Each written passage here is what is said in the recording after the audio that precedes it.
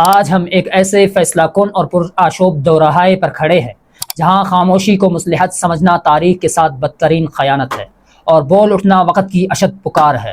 حال ہی میں قصور کے جلسہ عام میں مولانا فضل الرحمان صاحب نے جو جرأت مندانہ کلمات ادا کیے وہ محض ایک سیاسی تقریر کا حصہ نہیں بلکہ خیبر پختونخوا اور بلوچستان کی ان لاکھوں دھڑکتی ہوئی نبضوں کی گونج ہے جو دہائیوں سے خون جگر سے اپنا لہو دے کر اس مٹی کی آبیاری کر رہی ہے۔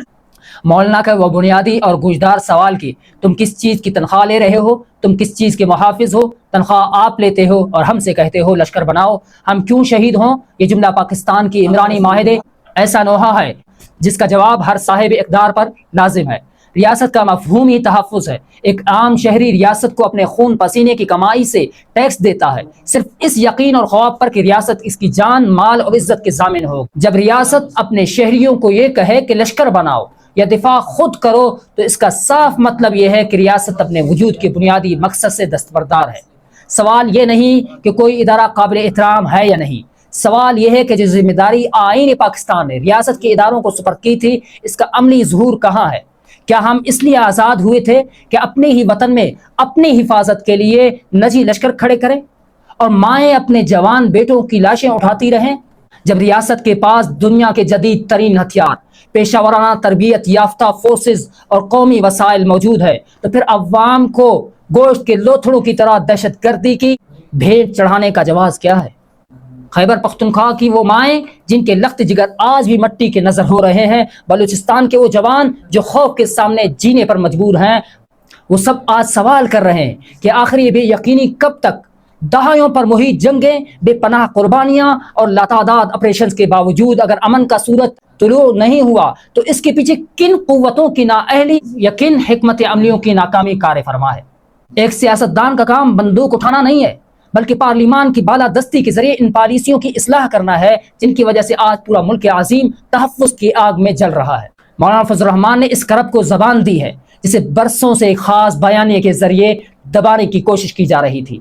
مولانا فضل الرحمان کا یہ موقف دراصل پاکستان کے مستحکم مستقبل کے لیے ایک نسخہ کیمیا ہے۔ ان کا واشگاف الفاظ میں کہنا ہے کہ امن بندوق کی نالی سے نہیں بلکہ قانون کی بالادستی سے آئے گا۔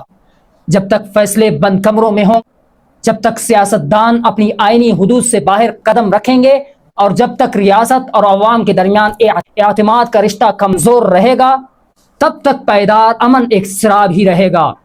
ہمیں آج تسلیم کرنا ہوگا کہ جمہوریت میں اختلاف رائے غداری نہیں بلکہ ایک صحت مند عمل ہے جس سے اصلاح کی راہیں کھلتی ہیں۔ ان کے اس موقف نے عوامی سطح پر اس لیے پذیرائی حاصل کی کیونکہ یہ عام آدمی سینے میں چھپے اس دکھ کی آواز ہے جسے کچھ ایوانوں نے ہمیشہ ایک سیاسی بیان کہہ کر نظر انداز کیا ہے۔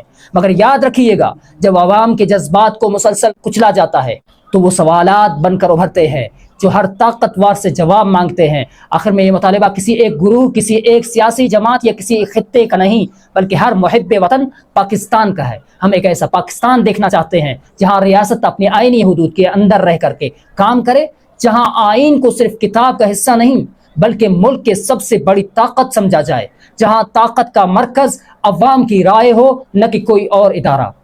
امن ہمارا حق ہے اور آئین ہماری وہ کشتی ہے جو ہمیں اس پرآشوب سمندر سے پار لگا سکتی ہے۔ ہم جذباتی نعروں سے نکل کر دلیل اور مکالمے کی زبان کو اپنائیں کیونکہ جس دن ہم نے اپنی آئینی ذمہ داریوں کو سمجھ لیا اور احتساب کا عمل بلا امتیاز شروع ہو گیا اسی دن پاکستان سے دہشت گردی، خوف اور بے یقینی کے بادل چھٹ جائیں گے۔ ایک مضبوط، خود مختار اور آئینی پاکستان کے خواہاں ہیں۔ اللہ ہمارے ملک کے لیے آسانیاں پیدا فرمائے، شہداء کے درجات کو بلند کرے اور اسے امن کا حقیقی گہوارہ بنائے۔